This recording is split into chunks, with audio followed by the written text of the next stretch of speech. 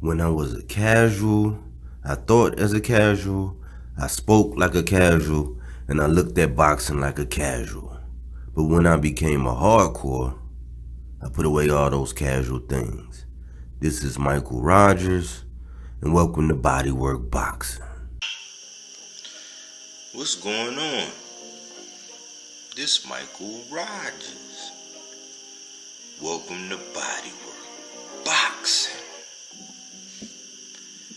And I hadn't done this in a while where I just pretty much I always have something like etched in stone what I want to talk about. Boxing is kind of like toying with my feelings right now. It's a lot of goalposts moving, and I think that when I look at everything that's going on, and I think back, especially when I get into books like The Destruction of Black Civilization, right?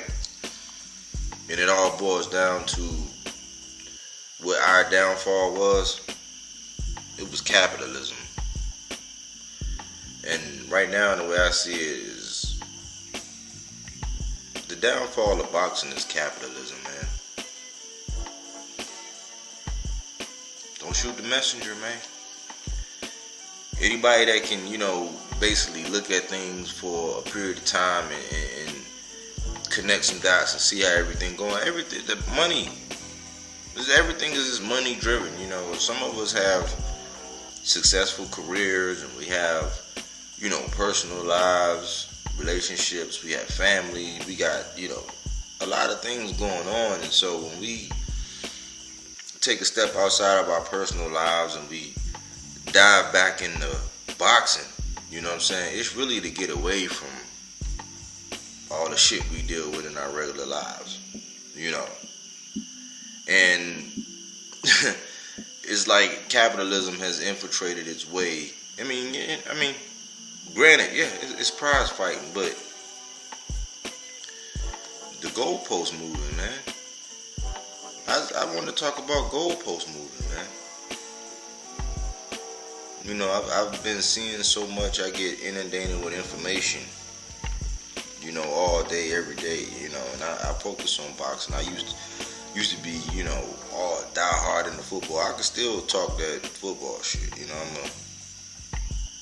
that's where if there ain't any question, why I stand with it. It's been on there for years, that's where I stand at. But football, once I figured out football was fixed, I said, and I wasn't commentating and making videos on boxing, but I've been following boxing for a long time. And from day to day, from video to video, like so much shit changes in this. I'm always sitting questioning like what moves these goalposts. And the only answer I can come up with is capitalism. That almighty dollar. Remember what Biggie said? He said, shit, for that fast buck, she be waiting in the bushes to light that ass up.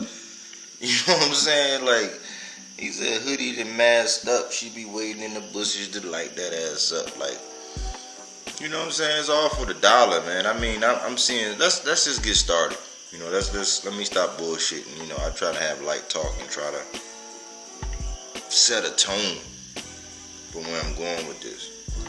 But I reason that everybody, a lot of people have channels and they say things and they do things, and it's all really like, I guess, to get fame or get attention or get a super chat, or it's a lot like a lot of mini churches going on. There's all these different pastors, you know what I'm saying, and it's a group of pastors and they get together and they have their pastor coalition and everything they say is the gospel. And anybody that says, pastor, what about, hey, get them, escort them out of here. You know what I'm saying? We're trying to worship. We're trying to praise and worship over here.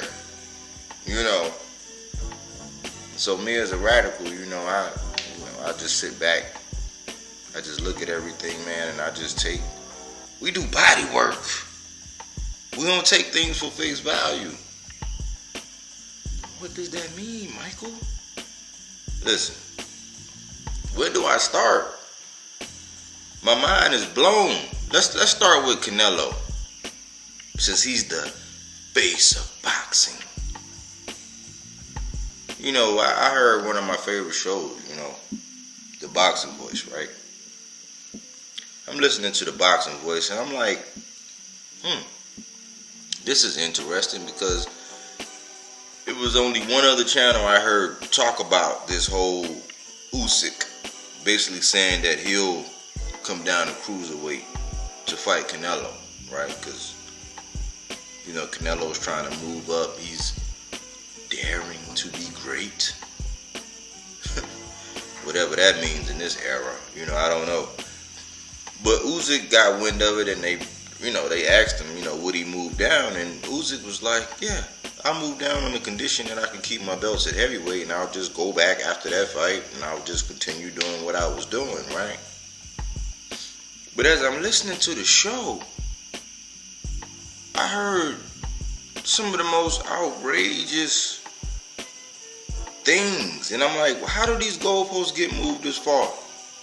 I heard one caller say, you know what? And I heard a bunch. This was the consensus. Oh no, that's not a good move. That's not a good move. If I was Canelo, I wouldn't do that. I'm like, what are y'all talking about? He the face of boxing. He's the baddest man on the planet. Oh no. And then one caller called and he said, you know what I do? Yeah, I've set a weight clause, a rehydration clause. I drain his ass down and I bring him down. I'm like, but this is what, to see, the abnormal has become normal. First of all, because of reasons I won't mention again, there'll always be an asterisk by his name. But if you're going to move up to a division that used to have a ruler that was unified, and the ruler of that division says, you know what, I'm going to come back down there and see about you, and you're like, no, I don't,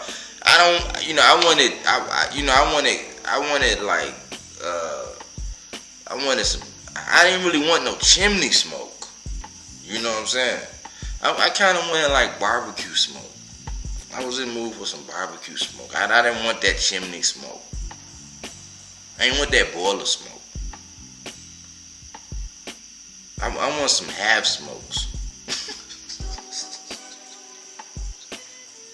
I'm sitting there listening to these clowns like, really?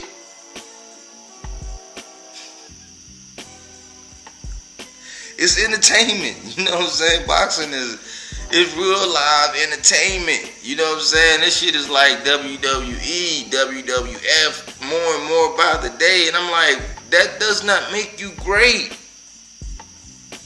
And the minute you say, well, why can't he fight Usyk? Well, he can fight anybody he wants.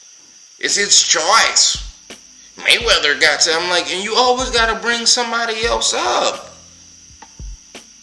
But I get it. That's the king. That's everybody else's king. He ain't my king. You can't be the best and then say, oh no, I'm in this division. I'm gonna move up to that division, but I'm not gonna take on the best in that division. It's just been a whole bunch of bullshit going on in boxing. So that's a Canelo, for all the Canelo haters. So if I can get you out of there off some Canelo truth, bye. I'm getting ready to move on to somebody else, right? So then, it's a large community, right, that influences a lot of, mainly the people that look like this. They influence a lot of people that look like this, right? So I was listening to the video of them yesterday, right, and they were talking about Triple G, right, and the fallacy behind Triple G, and they explored how at one point in time he was the man and he was doing this and he was doing that, and He said that he would fight anybody from 154 to 175, and then Laura called him out, and then Andre Ward called him out and called him Little G, and he didn't want no smoke. And ever since he got the Canelo fight, and then, the zone paid him Eddie, you know what I'm saying? I can't help but bring up Eddie. Eddie gave Triple G, over $100 million? Don't quote me, because somebody that played a semantics game and say, oh, he don't even know what he's talking about. It was 1.1.305. Man, fuck that shit. But I'm listening, right? And I'm like, that is pretty true. I think Canelo was his end all be all, and he's going to sit around and wait, and he don't have to fight Andre, and Eddie don't put no pressure on him to fight Andre, and he don't have to fight Charlo. Why? Because what has Charlo done? That's what they always say, right? So, I'm like, wow. So then, it was kind of refreshing because I've been on Eddie's helmet lately over this Devin shit. Because I think that Devin, I think Tank need to go ahead and handle Loma because, much like, let's say like a Phillip Rivers and a Drew Brees, or Matt Ryan and a Flacco, they're always gonna be tied at the hip because of the time and the era and and why they never fought. So that's gonna be a question that Tank is always gonna have to ask if he never faces him. You know what I'm saying? But I'm looking at Eddie and I'm like, Devin needs that Kambosos fight. Right now, I want Devin to fight Kambosos. If Kambosos and Tank get it on, okay, cool. You know what I'm saying? That'll be something. But I don't really think that Tank really is vying for the belts or whatever. But I think Tank is the best at 135. But I think because of the work that Devin put in, he deserves a shot at Kambosos. It's crazy what the sanctioning body has done with the TO circus, and and how TO, he lost his luster. Hopefully he'll find it back, get back on the path, and do his thing. But I bring all this up because it comes back to Eddie, and I've been pretty hard on Eddie. I've been playing the accountability game on Eddie. I finally give Devin his credit for, beating a credible opponent, but I focus my crosshairs back on Eddie, and I've been on him pretty hard because I've been documenting everything he's been doing and watching it. But when this guy was actually talking about Triple G and, that Triple G really ain't all that he's claimed to be, and he was popping smoke, right? At the very end of the conversation, he talks about how Triple G, he talks about how Eddie is a crook. I don't trust that, man. I got the minute more. I was actually gonna put it on there, but I'm not.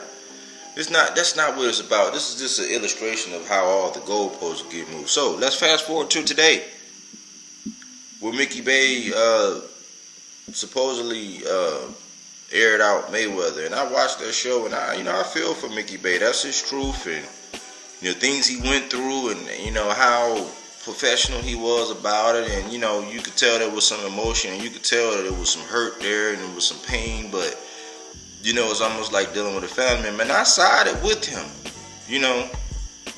but then that same guy, Eddie Hearn, came up. And all I could do is help but look at us and our people, and how we think. It's like, we would max out and we would shit on our own kind. And we do everything in our power to just do and say and bring our own kind down, and then we'll praise. I even heard one of the co-hosts say that, I just love Eddie, and, he's so charming. And she said, Eddie, he could just box up a pile of shit and just put it in a box with a nice little bow on it, and you'd be like, oh, thanks, Eddie. You know what I said? I was like, Eureka? That's what Eddie do all the time. He box up a pile of shit and present it to you, and you just like, thank you. Remember when Eddie Murphy in Coming to America, when that man threw that shake on him, he was like, yes, welcome to America, and he threw that shake on him, and that shit landed on him, he was still smiling and nodding his head like, yeah, that's what we do when it comes to Eddie. But we'll max out on our own kind. In one breath, she said, I can't fucking stand Leonard Ellerby. And then in the same motherfucking breath, I just love Eddie Hearn. I'm like, make that make sense. But these goalposts.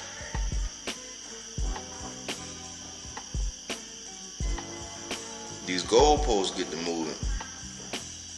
And we do it all the time, we just don't realize it. So then I fast forward, I'm like, hold on. So Usyk come around and he says that, he'll fight Canelo, and everybody went silent. You know what I'm saying? There's only 2 channels that I heard talk about it. Right? But then Charlo, the 2 twins, are seen together, getting along, having a good time, and because they got some red cups, everybody on there, oh my goodness, they shouldn't be drinking. They shouldn't be partying. They should be focused. I'm like, how do you know they're drinking? Why do we assume the worst with our own kind?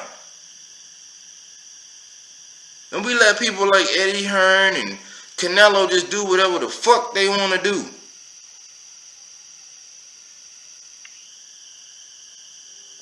Canelo would come and tell a black man like Andre, get the fuck out of here, man. Get the fuck out of here. You want payday. And he could just skip right along. But then you got some twins. Some successful black twins. You don't know what they were doing. I think they said they had bought some property and they were celebrating, and you got people all in the comments. Somebody I used to subscribe to, I don't give a fuck about them no more, because all they do is just stir up a whole bunch of shit.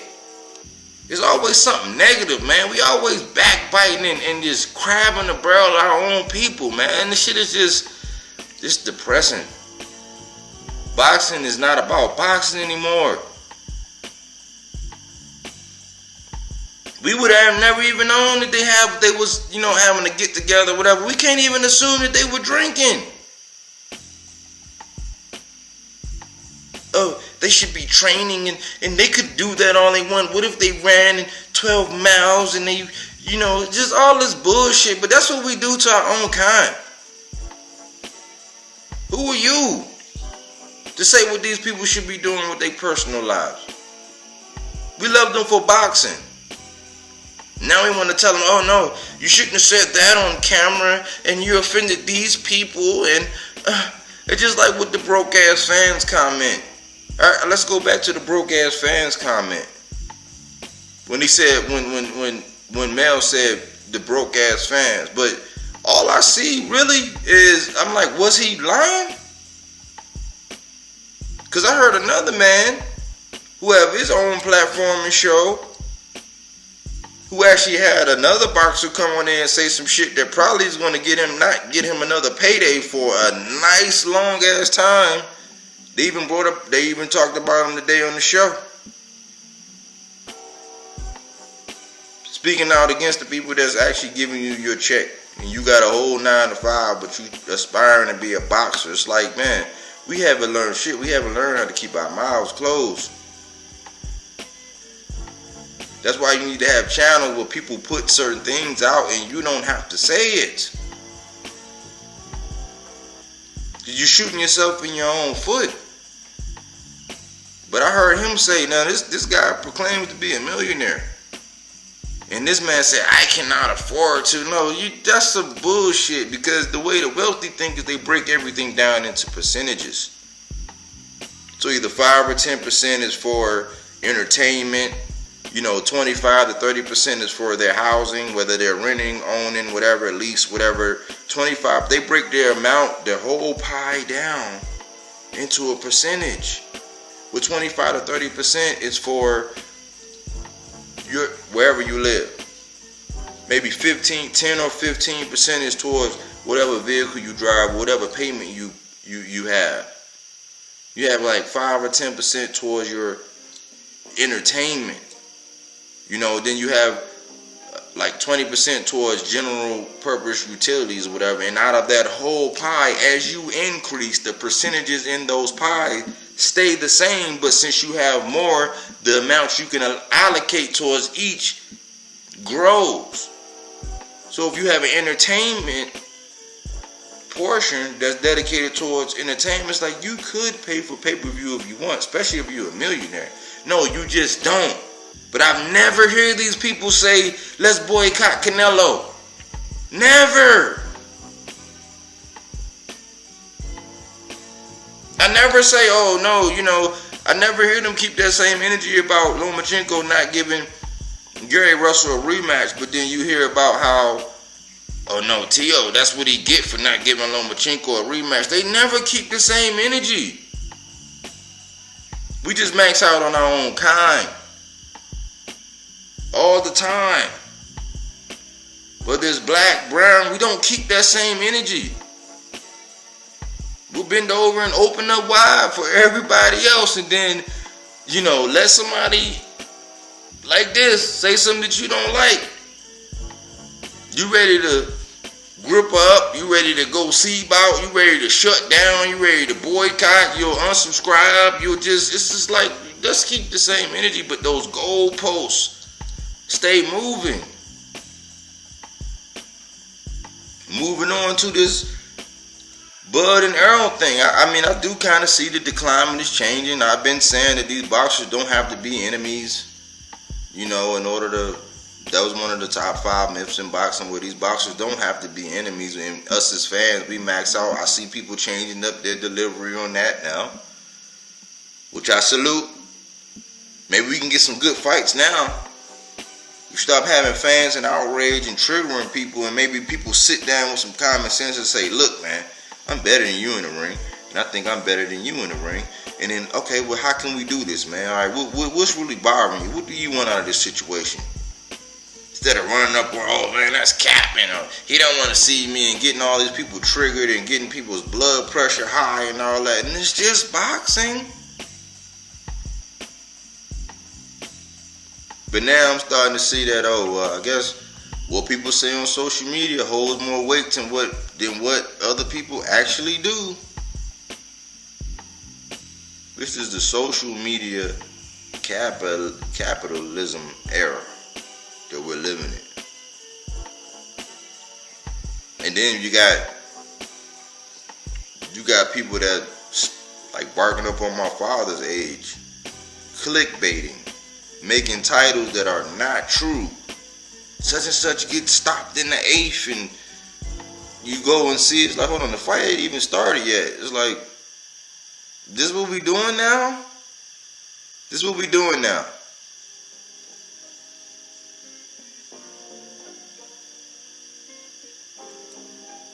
It's sad, man. Boxing is on the cusp of being non-existent, man. With everybody streaming, with these, hyped up pay-per-view fights, and for, hardcores like myself, I'm going to buy it. It's been fights. Like, I was not going to get that Wilder Fury. I was not going to get it. It was just so toxic to me. And then like 10 minutes before the fight, I was like, man, I can't not buy this shit. I got to see it. And I bought it. There's a couple of them I bought that I really didn't want to buy, but it's like, man, I know the sport is dying. You know what I'm saying? But I just love boxing, so I'll get it. But like, it's a lot of things that's going on in boxing that it really don't make any sense. This is the other one. I keep hearing that, when Spence come back, he needs to tune up and all this and this and that. And it's like the goalposts get moved because when somebody come back and then they lose, or they have a delay in one of their fights, and they actually come back and fight. They say, oh well, after they lose, they be like, man, they should have had a tune-up. But then when they come out and be like, oh yeah, I want a tune-up before I do this, like, oh, why you need a tune-up? Earl eliminated all doubt and said, look, man, tune-ups are for those that are not sure of themselves. So when he comes back, I deem he's not going to want a tune-up. And now people say, oh, no, I'm not going to support it because he really needs a tune-up becoming. Then if he fight Bud's not going to get the credit for beating him. And it's just all these goalposts, man. It's just more shit to talk about. And it's like, man, we could be talking about, okay, well, how do you see Earl beating Bud? How do you see Bud stopping Spence? All you do is, oh, man, he going to stop him in the knife. How? How is he going to do it?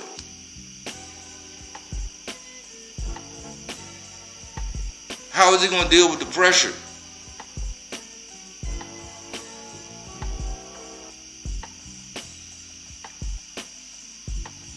How is he going to overcome a sustained body attack? But see, the goalposts get moved on that now too, because now everybody's saying, oh, Spence is trapped in between a rock and a hard place, and he has nowhere to go because he has Bud, and he has Boots, and he has Virgil, and everywhere he goes, and then he has Ugas, and everywhere he goes, he can't go anywhere.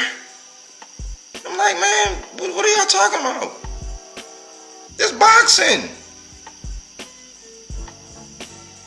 He wants the belt, but then he also is a prize fighter. So if it make money, then it makes sense.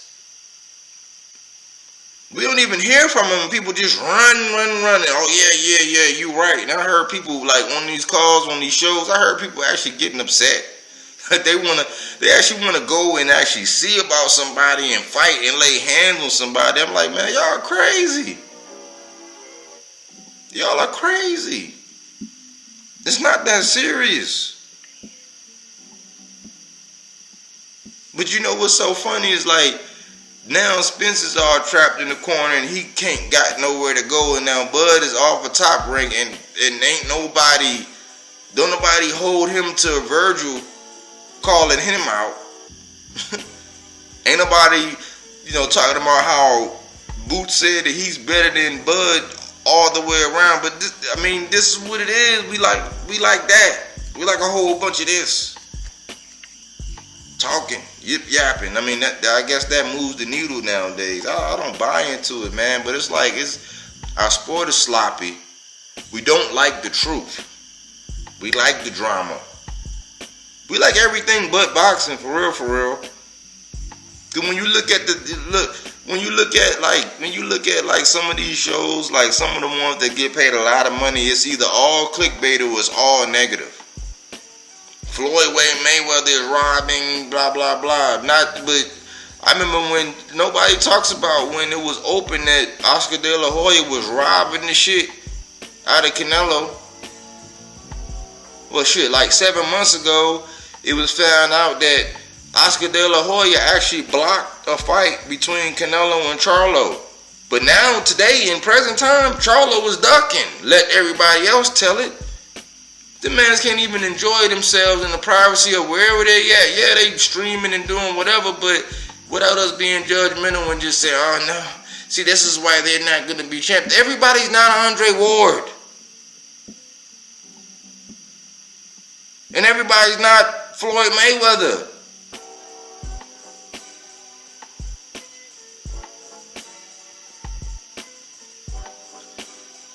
Let me bring up one other thing, you know what I'm saying? And I wanted to do a whole video about this. Do you all know that Manny Pacquiao, Tank Davis, and Yuriorkis Gamboa are all the same height and reach, except for Gamboa has shorter arms? They're all 5'5" and a half. 5'5" and a half with 67-inch reach, with Gamboa having a 65-inch reach. And it was okay for Gamboa to move up to fight Bud. right? It was okay for Bud to chase Manny Pacquiao for what? How many years? 6 years? 6 years? But it was preposterous to think that Tank Davis was going to fight Keith Thurman. And it's even more preposterous to say that Tank can fight Bud right now. Let's think about it. If Keith Thurman is getting ready to fight Mario Barrios, who is moving up to 47 and who Tank just stopped with a body shot, and Thurman just lost to Manny Pacquiao, why wouldn't Tank be able to fight Bud right now?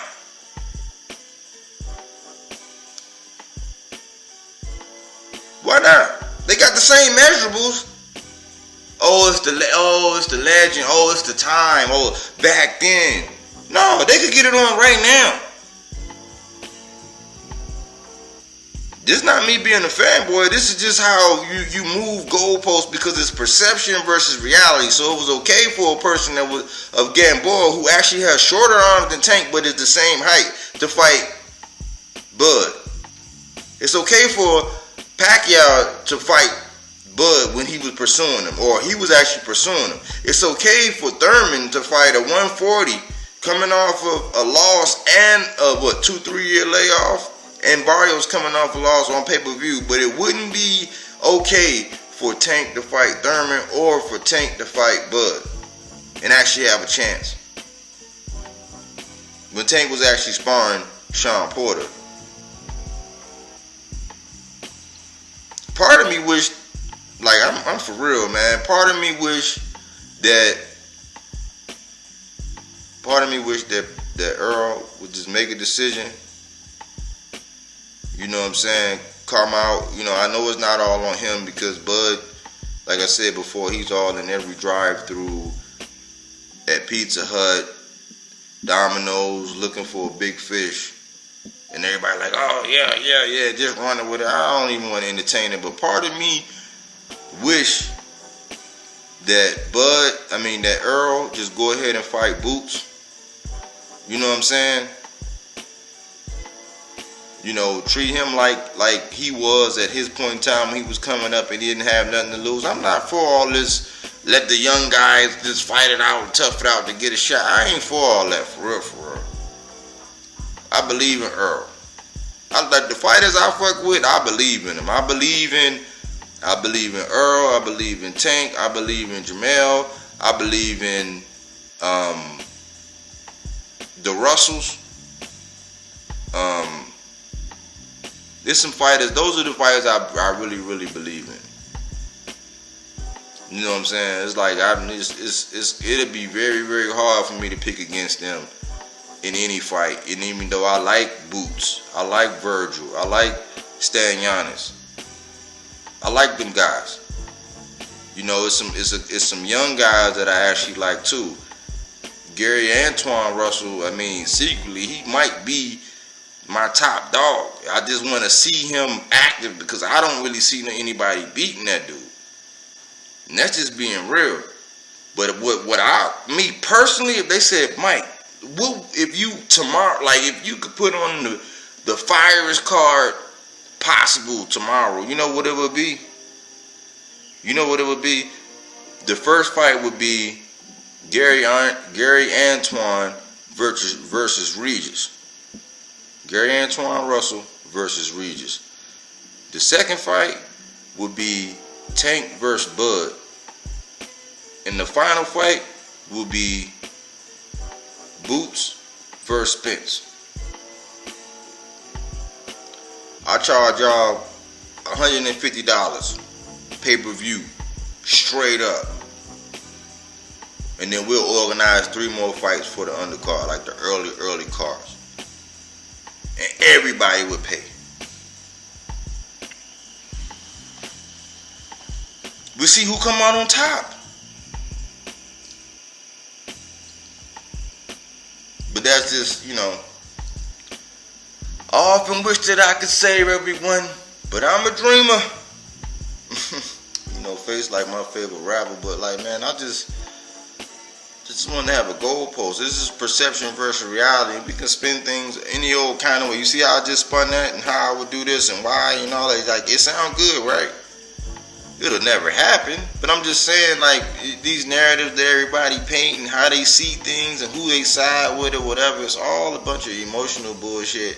And at the end of the day, we got in the boxing to see motherfuckers fight inside the boxing ring. We wanted to see a motherfucker head get snapped back with a jab. We want to see some head movement, somebody weaving and ducking and dodging, somebody get hit in the stomach, you know what I'm saying? Somebody get knocked down, get back up, you know what I'm saying? Box somebody's head off. Not all this stuff that we seeing nowadays in boxing. And hearing about. It's like a real live, my lady be talking about, man, she like, this shit is like a real live soap opera. I'm like, yeah, you right, babe. And sometimes I get so stressed, I be like, man, I don't even know if I want to even talk about boxing no more, man, because it's not about boxing anymore. It's about how much money you can win, or who has the best point, or who said what in front of who, and who knows the back and, you know, the inside information, and whose purse is this, and how much this is getting paid, and who flopped in paper. It's not about boxing no more. When we were children, we just used to look. I mean, we were just so. I remember me seeing Tyson. It was just like, man, it was like you on the edge, and you looking at the ring while you're like, oh my goodness, you don't know what's gonna happen. Like seeing Roy Jones, you know, when he came in with the surgeon mask on, and you know what I'm saying, you just like, man, I know Roy about to do something spectacular. It wasn't about all that other stuff, man. But it's like, oh, to be a kid again. I just want to be a kid again in boxing. I just want to see the good fights, man, the best fights, you know. And I just hope that one day we'll stop moving all these goalposts and we'll stop being capitalistic, because that was the destruction of the black man. Body work. All right, I believe you, but my Tommy don't. Get down on your knees and tell me you love me. My word, I do what I do.